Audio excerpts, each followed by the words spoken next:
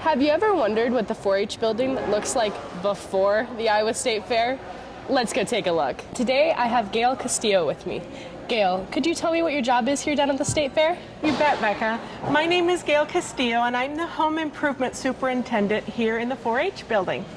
And could you tell me a little bit about your job?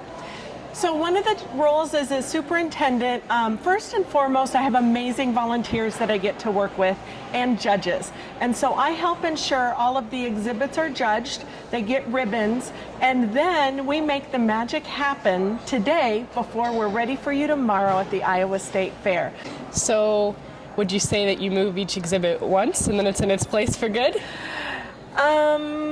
Yeah, we get to know each exhibit really personally because as things continue to come in on Monday and Tuesday, we start to formulate ideas. We know we're going to have a Western room, that we have a black and white room. This year, gray was a popular color.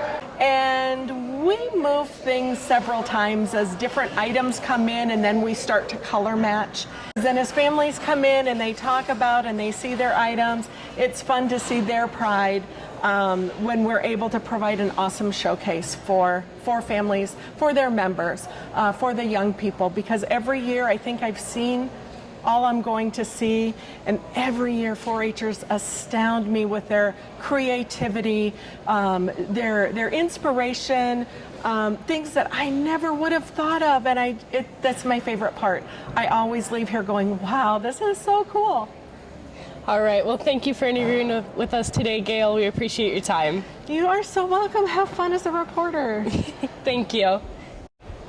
Thank you for joining us for a behind-the-scenes look of the 4-H building before the Iowa State Fair.